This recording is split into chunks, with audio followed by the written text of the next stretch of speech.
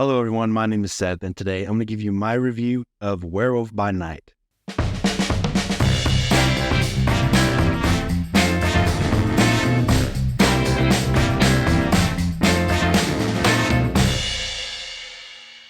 Werewolf by Night was Marvel's first attempt at what they call a special presentation, and they've only done two so far. They've done this, and then they've done the Guardians of the Galaxy Christmas special, both of which I think are fantastic. And I think this was really interesting. This is Marvel kind of dipping their toe a little bit into horror, into maybe a darker corner of the Marvel universe, maybe something like Blade. And personally, I think they need to do more of these special presentations. This is just a really good idea. But Werewolf by Night came out last year, and just this past Friday, they released a color version. The original was in black and white. They just released an in-color version. And so since it's almost Halloween, I think this was a perfect chance to review this. But before I go any farther, don't forget to like this video, hit subscribe, and hit the bell icon so you never miss a video. I really loved Werewolf by Night. I recommend it to just about anybody I can. This, I think, was a huge success for the special presentation format. It's a great watch for Halloween. It's quick, it's easy, it's not drawn out like a show. It's not 6 episodes of 30, 40 minutes. It's not a 2-hour movie. It's like about a 50-minute story. And I think it really, really works. It's easy to get into. You don't need to have any Marvel knowledge. You don't have to be plugged into all of the different Marvel movies and shows. You can just come in and just accept these characters in this corner of the universe for who they are and kind of where they are. And it absolutely works. If this wasn't tied to the Marvel Cinematic Universe, it would still work. I mean, really, there's not a ton here connecting it to everything else. It's a tribute to like the old black and white horror films, like the Universal monster films. And I think they really nail that here. Like, you can tell the love that these filmmakers had for these old Hollywood horror films. They do such a great job with it. Just the overall feel, the way that the Marvel intro music kind of switches and sounds like it's coming from like an old stereo, the way it has the film grain and like the burns that would be on like the old film back then. It's just really cool. And I love that attention to detail.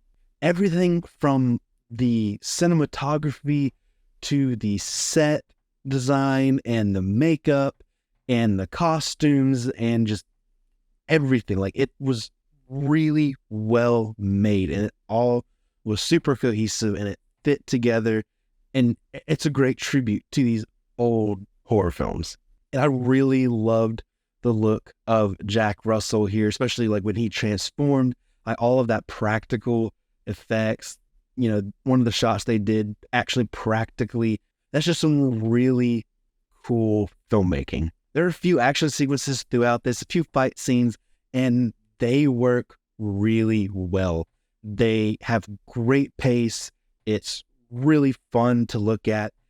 It has really good choreography, and it's honestly kind of brutal. It's a lot more brutal than I was expecting maybe from Marvel, but it absolutely works. It fits the vibe. And I was able to see what was going on. It wasn't all chopped up in the edit bay. And that whole sequence toward the end was really special. It was a lot of fun. And I'm not going to spoil really anything. I might mention a couple things here and there, but they're not spoilers. I want you to go see it if you haven't yet already. And this is made so well. It seems like it was a veteran director doing this, but it wasn't. It was actually a directorial debut by Michael Giacchino. And yes, that is Michael Giacchino, the composer. The composer of like Up and Ratatouille and Rogue One and the Tom Holland Spider-Man films. Yeah, that Michael Giacchino. He made his directorial debut here, and he did such a good job. In interviews, you could tell he was really excited to do this. He always kind of wanted to be a director. He said he was making films at home when he was younger, and he has just this love for these old films, and it really comes across. I'm really glad Marvel gave him his chance to do this. And obviously, he's an extremely talented composer. And I don't want him to stop composing music, I'm here for whatever he gets to direct next. The performances all across the board in this are really good. Gael Garcia Bernal, who played Jack Russell, he did a really good job. He brought a lot of heart to this role. I really loved his monologue in the crypt talking about family, and he really kind of brings this energy to the role where it kind of reminds me of like Bruce Banner and the Hulk. And this was just a really cool way to portray this character. You know, he does all he can to prevent the monster side of him from getting out. Like there's this piece of him inside that he can't control. He doesn't want to get out.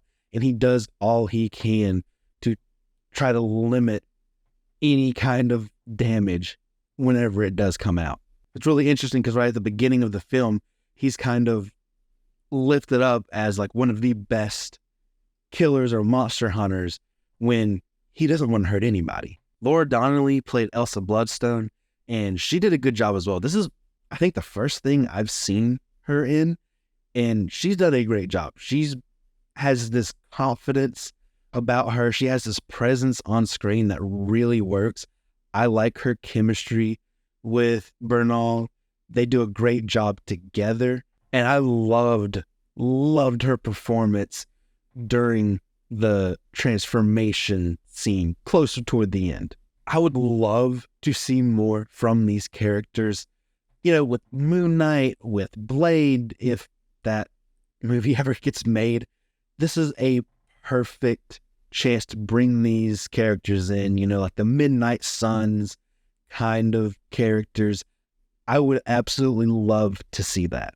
And we even got Man-Thing in this. I loved his role in the story, and his design was really cool. They gave me enough here with these characters where I definitely want to see more, but I'm still satisfied if we never see them again, which I hope isn't the case. And the rest of the cast is a bunch of character actors who are a lot of fun in these roles. They really bring like an old school, over the top kind of energy. And so I do want to quickly talk about the two versions, the black and white and the color here. They just released a color version this past Friday, and they probably did that so they could release something that they could call new with these strikes going on. But I actually like it.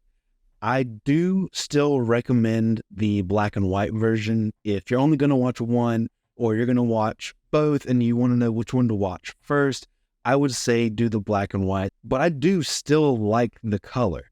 With the color, there's some little details to the costumes and to the characters that you can pick up on. And also with the color version, I really like how you kind of get to see how they had to light the set in order to get that look in the black and white. And I think that really can help add to your appreciation of the black and white. And one thing I think is really cool, they didn't just, up the saturation, bring back the color. They really made it look like the old Technicolor.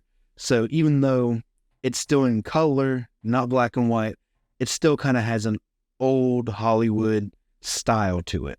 Just wanted to pop in here real quick and say one thing I realized I forgot to say while I was filming the video, and that's, I think maybe my only issue really with the colored version is that there's a couple of shots in the final sequence that maybe doesn't have as big of an impact as it does in the black and white version. But honestly, I love this special presentation. It's just a great, bite-sized Halloween Marvel story. I had high hopes for this last year before it came out, and they absolutely met all of my expectations. I had so much fun with this. It's a simple story. Like I said, it's quick, but this is probably becoming like a yearly Halloween watch for me. So that's it. That's my review of Werewolf by Night. Have you seen it? Let me know in the comment section down below what your thoughts are. Do you prefer the black and white or color? Do you plan on watching the color if you haven't already?